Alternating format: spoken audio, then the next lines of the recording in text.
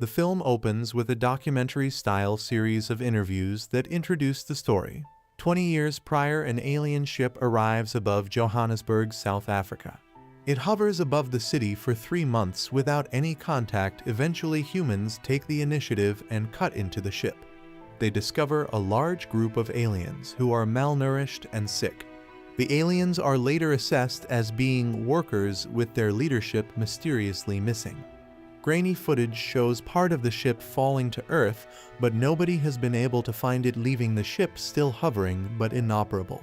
The creatures are given permission to leave their craft and live on Earth, but are housed in a squalid government camp consisting mostly of dilapidated 1- to 2-room shacks.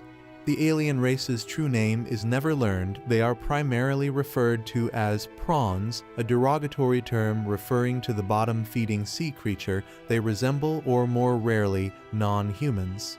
Overcrowding and militarization eventually turned the area into a slum known as District 9.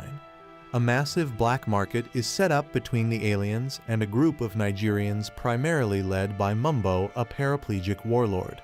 In addition to interspecies prostitution, the Nigerians exchange canned cat food for alien weapons, of which the cat food has an effect similar to catnip on the aliens.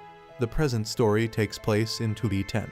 Patience over the alien situation among the human population of Johannesburg has run out, and control over them has been contracted to multinational United MNU, a private company that shows little regard for the aliens' welfare. MNU's actual agenda is their interest in the aliens' advanced weaponry, but its integration with alien biology makes it useless to humans. An MNU field operative named Wikus van der Merwe is tasked with moving 1.8 million aliens to a new camp, District 10, located 240 km from Johannesburg, with help from private security forces working for MNU. MNU teams serving warrants for the relocation of the aliens find caches of contraband items, including weapons, in many alien shacks. Wikus himself oversees several inspections and is assisted by Cobus Venter, a belligerent MNU military operative whose tactics with the aliens are ruthless and cruel. In another shack not far away, an alien named Christopher distills a mysterious black substance that has taken him 20 years to find the components for, and stores it in a small black cylinder. While serving an eviction notice to Christopher and searching his shack, Wikus finds the cylinder, which squirts its contents into his face. He becomes almost instantly nauseous and collects the device as evidence. Wikus returns to his office and grows increasingly ill throughout the day, the side effects of the black fluid becoming more prominent. He returns home that evening and collapses at a surprise party in his house. He is rushed to a hospital where a doctor discovers his left arm has metamorphosed into that of a prawn's. Wikus is then taken into custody by MNU, the cylinder is confiscated, and a series of tests and experiments are performed on him. Most surprising to those studying him is that his DNA has been altered to the point that he can operate the aliens' weapons with both his alien hand and human hand. The scientists discover that his DNA is currently in balance with the alien DNA, which is gradually transforming him completely into a prawn. With the permission of Wikus' ruthless father-in-law, they decide to harvest his body for biological material at this critical point to see if they can figure out how to get the same reaction in other human subjects later on. However, during the attempted vivisection, Wikus overpowers his captors and escapes, fleeing from MNU. Attempting to return home, he finds MNU agents already there. Making his way across the city, he is shocked when an all-points bulletin is put out for his capture with doctored footage showing him having interacted with the aliens in an unsavory way. With nowhere else to turn to, Wikus finds refuge in District 9. Wikus returns to Christopher's run-down shack where he finds the alien's small son. It is hinted that Christopher might be a surviving member of the prawn leadership caste, as he shows much more knowledge of how alien technology works, possesses, or at least found the command module, and interacts with MNU officials more articulately than other aliens. Looking around inside it, Wikus is shocked to find that hidden under the shack is the mothership's command module. Christopher explains to Wikus that the cylinder he took was the power source that could power the module to return to the ship, where the prawn explains there would be technology to reverse the man's current mutation. In order to get the cylinder back from MNU, Wikus steals some alien weaponry from Mumbo and his gang, with Mumbo vowing to capture Wikus and eat his mutated arm. With Christopher's help, they launch an assault on MNU and successfully retrieve the fuel cylinder.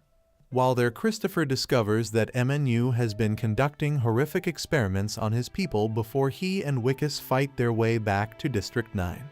However, after seeing what the humans are doing to his race, Christopher's priorities have changed, with him claiming that Wikus' cure will take 3 years while he attempts to find a way to seek help for the other prawns in Johannesburg. Furious, Wikus knocks Christopher unconscious and powers up the ship himself. The MNU mercenaries target Wikus and destroy one of the command module's engines, causing it to crash land inside District 9. After Wikus is captured by MNU, a battle between the MNU mercenaries and Mumbo's gang breaks out. After a protracted firefight, the Nigerians capture Wikus. Just before Wikus' arm is chopped off, Christopher's son activates several systems in the mothership, including the autopilot routine of a mechanized battle suit. It slaughters Mumbo and his men after they fire on it. Wikus enters the alien walker battle suit and, after initially attempting to flee, returns and rescues Christopher. Armed with a lightning cannon tracking missiles and a high-powered machine gun, Wikus begins to fight the MNU men. After being knocked over by an anti-tank sniper round, he convinces Christopher to return to the shuttle without him over Christopher's objections. Christopher promises Wikus that he will return in 3 years to repair his body. Christopher then boards the shuttle and activates a tractor beam, which returns the command module to the mothership. The mothership powers up with a loud rolling boom and flies off. On TV, humans cheer as the ship leaves Earth.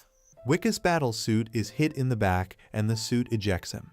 Wikus, heavily wounded, begins dragging himself away from Cobus Venture, the sole survivor of an MNU squad, but is quickly caught.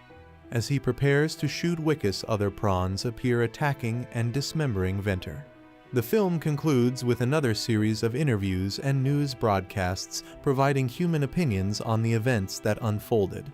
The aliens are successfully moved to District 10, which now has a population of 25 million and is growing. One of Wikus' co-workers hacks MNU's database and publicly exposes their illegal genetic experiments. There are many differing theories on Wikus' fate. Some people believe that he either left on the mothership, is in hiding, was captured by MNU, or a government agency. Some interviewees hypothesize that the aliens are planning to return with a full army and declare war on humanity. An interview with Wikus' wife reveals a small metal rose was left on her doorstep. Her friends have told her that it could not have possibly been Wikus, but she appears unsure. In the final scene, an alien with a bandaged left arm is shown in a junkyard fashioning a rose out of scrap metal. Thank you for watching. See you in the next one.